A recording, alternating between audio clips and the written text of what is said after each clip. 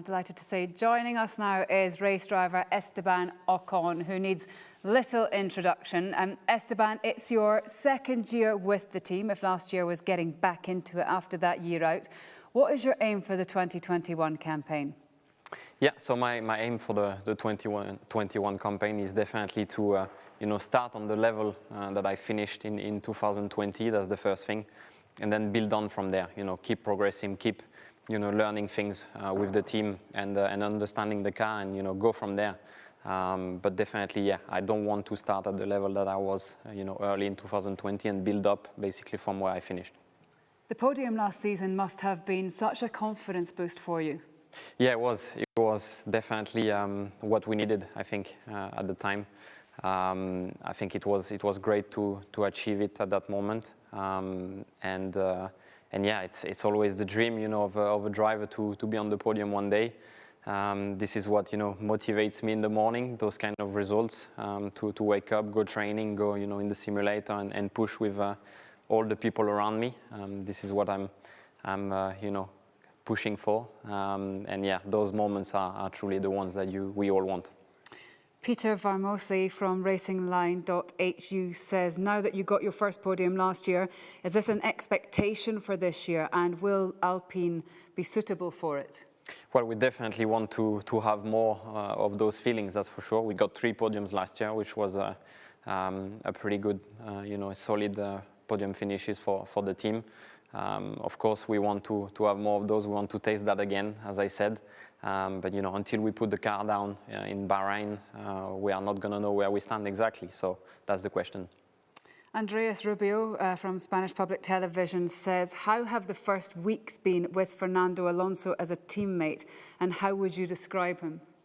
I always had a great relationship with Fernando, even when we were racing back together in 17 and 18.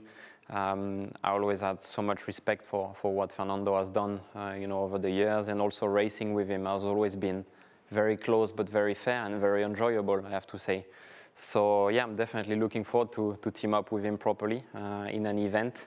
But yeah, so far it's been a great collaboration, and yeah, I expect it to be the same for the rest of the year.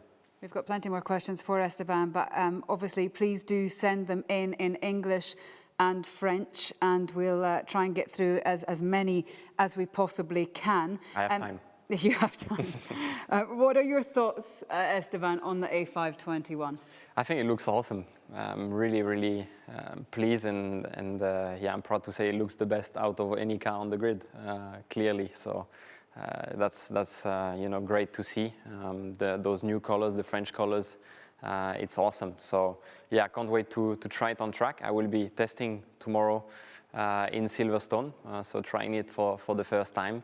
And yeah, the first taste is always something special. So I'm gonna be doing that tomorrow. Denny Croes from gplatestnews.nl says, with which driver do you hope to battle this year? It's a good question. I think it's going to be close with all of them, to be honest. We can't estimate anybody at the time. I think, McLaren, Aston Martin, and I'm probably forgetting many others, but yeah, I mean those guys are going to be fighting very hard. They want to, improve from the year before, which is our case as well. So I think, yeah, any details really is what's going to be key. We saw how close it was last year, and how one bad weekend could be mega important for the overall race championship, for the team championship. So. Yeah, it's going to be important to be on top of every details and to make sure we perform at our best in every race. Chris Coolmer from Autocar says, will Fernando Alonso be a greater challenge for you in the other car than Daniel Ricciardo? Well, we will see. We will see. Fernando is a 2-time world champion, so it will be the first time that I work, alongside a world champion. So that's very interesting. I expect Fernando to be ready. He had a lot of testing last year, and with his experience and all what he's done over the years, I think straight away from the first race he will be on it. So yeah, I expect him to be a tough opponent for sure. Gabriela Karsugi says, what is the most challenging track for you? Most challenging track for me is Singapore, definitely. It's been a track that I've been working, on myself over the years and that I've been improving, on. But it is still, I think, the most challenging track for me. Is that because of the track or is that because of the conditions? No, I think it's the track. Track itself has so many corners. It's bumpy, and yeah, there are some things which I still need to work on, obviously. But yeah, I'm getting there. Ishihara in F1 Koho from Japan says this year there are only 3 days of testing, which means that each driver will only have 1.5 days to test. What would you most like to try out during the testing? I think we will have so much to try, to be honest, that obviously a day and a half or 3 days in total for the team is never going to be enough. So we'll have an extra busy plan. We need to discover all the little tricks from the car and understanding, quicker than the others.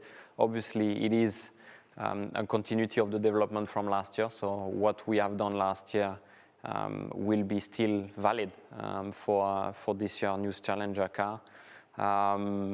And yeah, I mean, even, all the opportunities you get to drive in a car for us as drivers. So the Castellet test that I had a couple of weeks ago, the filming day, even if it's just a filming day tomorrow, it's still, something that you get in the car and you get the first feelings and you can, get some information out of it. So for me, it is all of those opportunities are a benefit.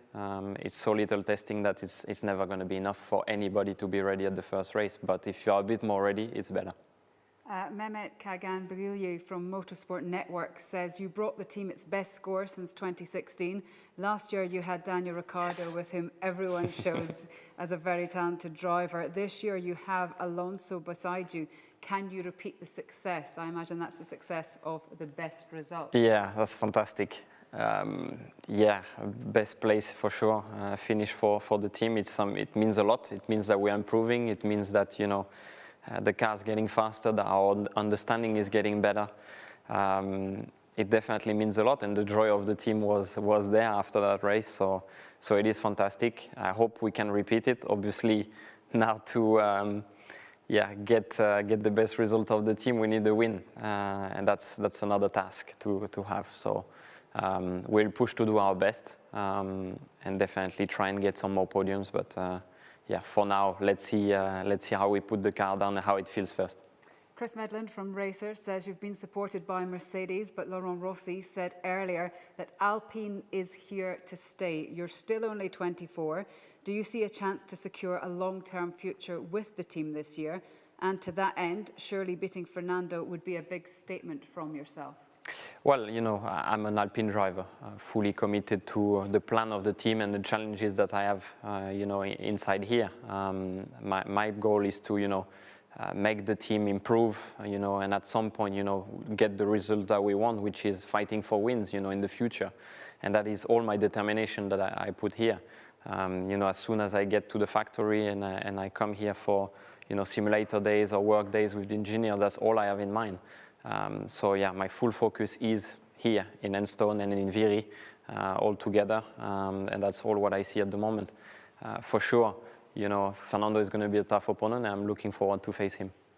Alpine has a rich history in motorsport. Obviously, the focus at the moment is very much Formula One, but they do have other endeavours in other championships. You obviously had a slight taste of that at Rally Monte Carlo.